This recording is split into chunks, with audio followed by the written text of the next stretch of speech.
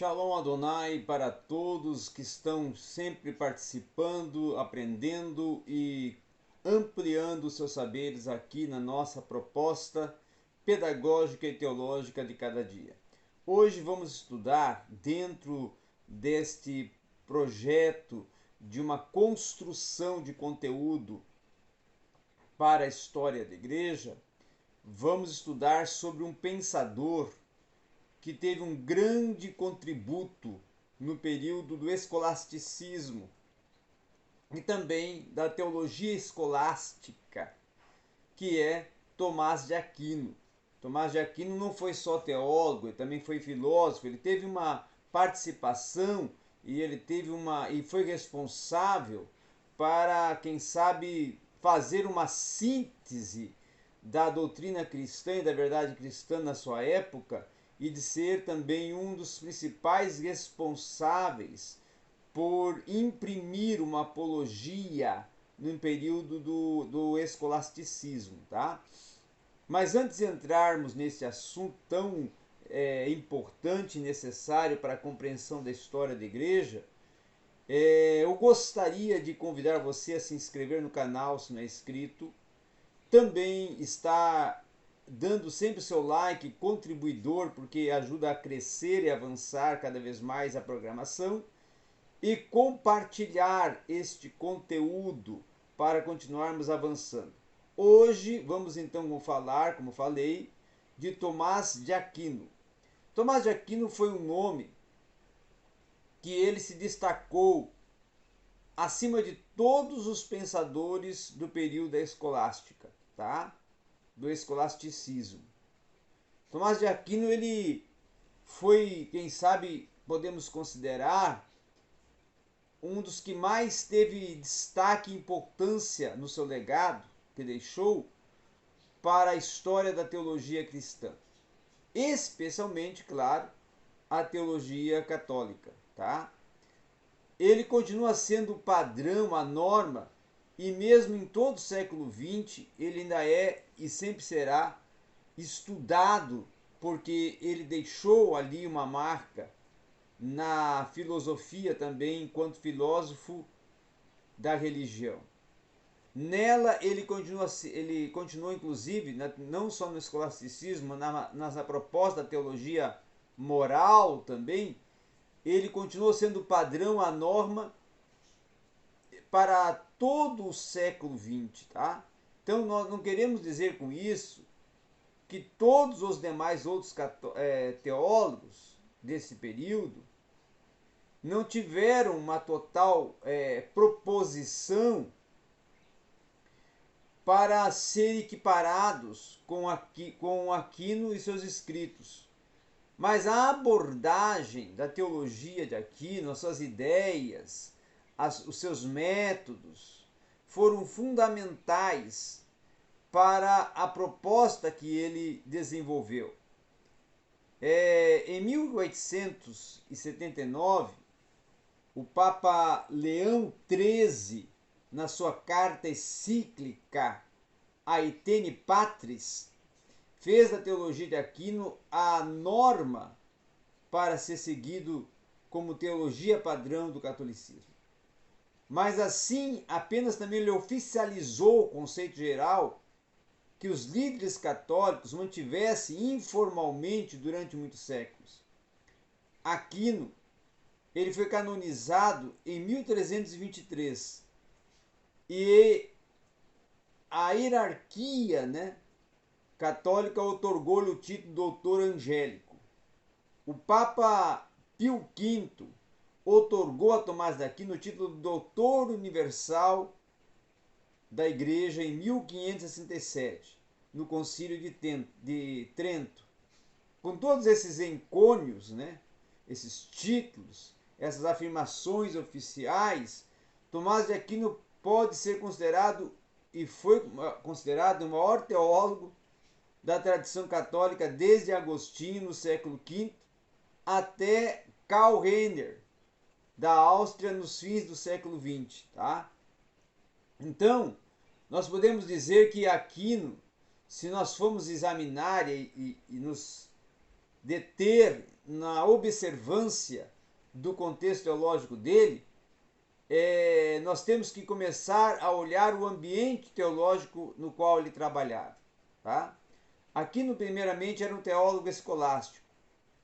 E isso significava que também ele era, claro, como eu já até mencionei, um filósofo.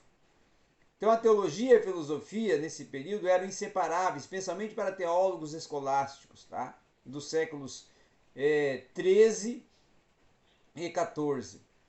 Das universidades como Oxford, Paris, e o objetivo deles era justamente o quê? Sintetizar as duas disciplinas sem perder a teologia em meio à filosofia. Então, a teologia estava para se tornar a rainha das ciências.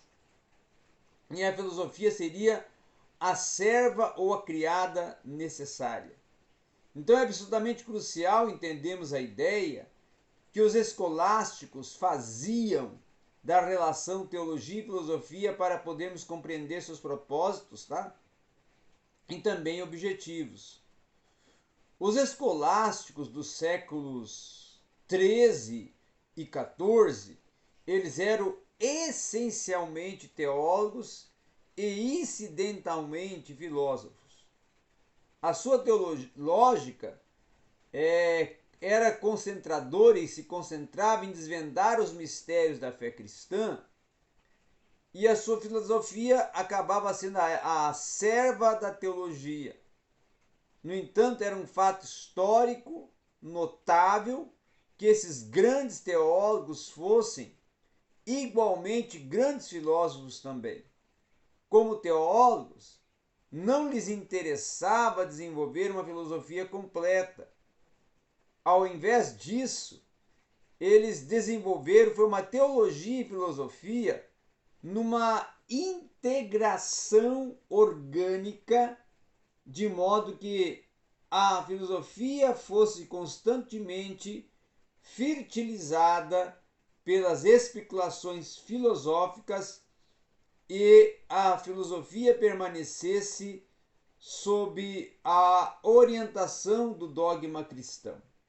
Então, essa descrição do método escolástico, ela certamente se aplica à abordagem de Tomás de Aquino.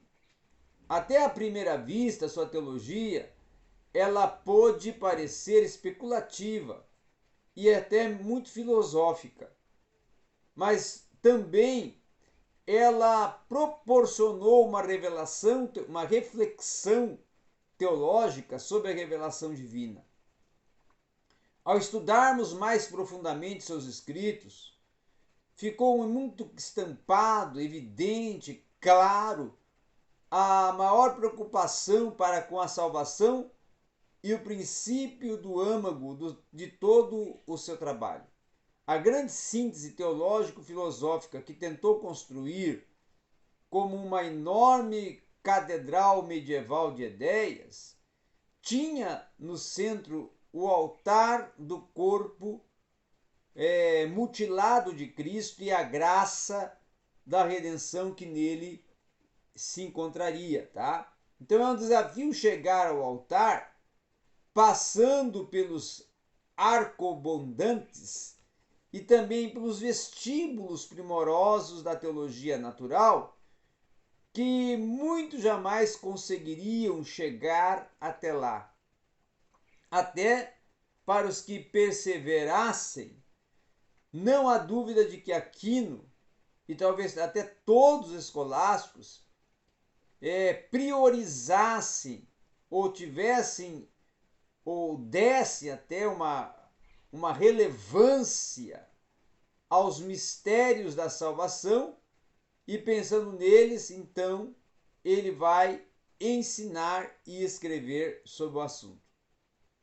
Então, Tomás de Aquino, que ele era de uma família da região de Roccasecca, na Itália, ele vai ser um dos expoentes para poder tecer uma das melhores e maiores súmulas teológicas, tá? E ele inicia a sua carreira, a sua proponência teológica com a defesa de de um confronto, na verdade, uma defesa e um confronto à filosofia aristotélica, tá? Então, Aquino ele vai procurar, a partir de vir a confrontar a teologia de Aristóteles ou a filosofia de Aristóteles, ele vai dizer que a filosofia de Aristóteles ela coibia a teologia, tá? Então ele se opunha a Aristóteles e condenava o uso cristão dos pensamentos de Aristóteles. Ele considerava que o platonismo, o caminho da mente para Deus, era mais favorável do que Aristóteles. E também em 1256 Aquino vai iniciar uma carreira então como professor, dentro de algumas já instituições teológicas, e ali ele começa a produzir muitas obras teológicas, enquanto também docente já estava sendo um profícuo escritor. Então a Suma contra os Gentiles era uma defesa apologética da verdade cristã contra as críticas dos estudiosos islâmicos na Espanha e na África do Norte. Já a Suma Teológica era uma teologia sistemática que ensinava em Paris Aquino dentro das suas aulas, do seu desenvolvimento como docente, tá? Então era elementos de um conteúdo de ação pedagógica em suas aulas, tá?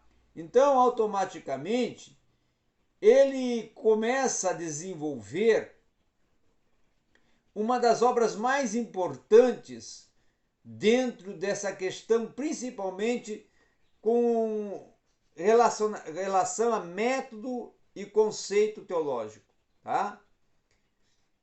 Aquino desenvolveu os seus pensamentos a respeito do método teológico, sobretudo até da teologia natural, e as suas ideias a respeito da natureza e da graça, inclusive a relação delas entre razão e revelação, e o seu conceito na natureza e dos atributos de Deus como conceitos da linguagem a respeito de Deus e como um discurso analógico de uma doutrina da providência divina, inclusive da predestinação. Em cada área, assim como outras, Aquino preparou o terreno e armou o palco até para uma reação protestante que veio a surgir no século XVI. Então ele foi um teólogo que a sua teologia causou um confronto no contexto acadêmico e social e religioso que originou mais tarde, no século XVI, a promoção e a aferição contrária dos reformadores e a promoção, claro, da reforma proclamada por Martinho Lutero e os demais reformadores. Então, o estilo de Aquino, nas suas duas sumas, ele é tipicamente escolástico, ou seja, filosófico. Ele começa com uma pergunta disputada ou passivo de debate, como se, além das ciências filosóficas, há necessidade de qualquer outra doutrina, tá? E depois ele passa a examinar como objeção número 1, parecendo que além das ciências filosóficas, não necessitamos de nenhum outro conhecimento. Depois de dar todas as respostas negativas importantes à pergunta, ele vai expor o seu próprio ponto de vista, que usualmente vai começar com uma frase como: pelo contrário, ou digo que, ou resposta à objeção, Frequentemente, ao expor o seu ponto de vista, Aquino está criando, está citando também todo um desenvolvimento de fundamentação que ele fazia a partir da sua própria exegese e hermenêutica de textos sagrados. Não é preciso ir muito longe na Suma de Aquino para perceber-se que ele considerava Aristóteles tanto autoridade quanto problema. O grande quê de Aquino era a filosofia aristotélica. Para ele, a lógica metafísica básica de Aristóteles estava correta e servia de guia para uma teologia natural cristã. Mas, ao mesmo tempo, Aristóteles tinha opinião conflitantes com a doutrina cristã, e aí Aquino contrapunha ele. Aristóteles acreditava, por exemplo, que o universo era eterno, mas que havia sido criado por uma primeira causa que não era causada.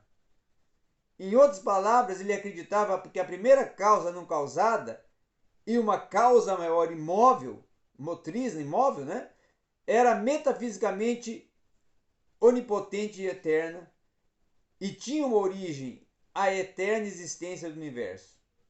Então Aristóteles não abria espaço em seu pensamento para qualquer ideia da criação ex nihilo.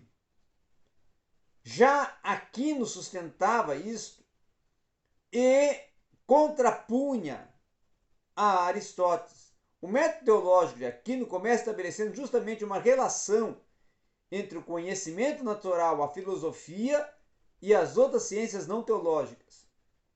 A revelação divina para buscar algum conhecimento sobre Deus, da mesma forma que os escolásticos anteriores, como Anselmo e Abelardo, Aquino recusa a colocar esses temas de conhecimento um contra o outro para estabelecer o tipo de conflito básico. No entanto, diferente até de Anselmo, pelo menos aqui não considerava a fé essencial para o entendimento, ou pelo menos não na esfera do saber que Deus existe e de conhecer algo sobre a natureza de Deus e dos seus atributos. Então o lema de Anselmo era a fé em busca do entendimento, ou creio para compreender. Aqui não rejeitaria e não rejeitou necessariamente essa atitude, mas ele procurava estabelecer rigorosamente no âmbito do conhecimento natural de Deus que não existe de modo algum a fé cristã. Então não havia dúvida de que Anselmo também acreditava a razão pura, sem a revelação, a fé, e até podia comprovar a existência e a essência de Deus. Tá? Mas Anselmo também considerava que a própria lógica era um tipo de revelação, ou até pelo menos uma dádiva divina. Então ele reconhecia que o fato era de nenhuma forma um plano destituído de graça, mas também era uma distinção clara e natural e sobrenatural nas teologias filosóficas de Anselmo e de Abelardo, como que fez Aquino e na qual ele insistiu, tá? Então Aquino e o conceito da fé e da teologia natural era uma das contribuições mais controversas de Aquino. A teologia cristã foi a alegação de que existe um reino natural do conhecimento de Deus e da alma humana diferente de qualquer reino de atividade sobrenatural e graciosa especial de Deus. Então todo pensador cristão, antes dele, inclusive Anselmo e Abelardo, compreendia a teologia natural como uma sublimação da mente humana pela graça. Até o argumento ontológico de Anselmo em favor da existência de Deus, ele era considerado uma obra divina através da lógica e do próprio intelecto. Então não havia linha perceptível que separasse a atividade divina especial e reveladora da razão em geral. Então a razão era um dos capítulos da mente até Deus, mas esse caminho era, vamos dizer assim, pavimentado pela graça.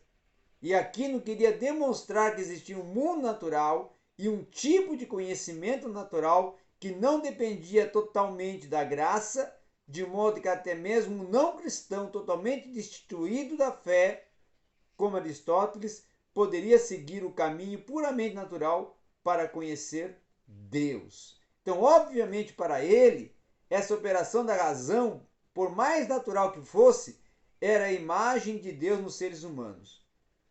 E a partir disso é que a teoria de Aquino começou a se constituir um dos alicerces de toda a sua teologia e começou-se a partir para uma proposta em que constituía basicamente uma filosofia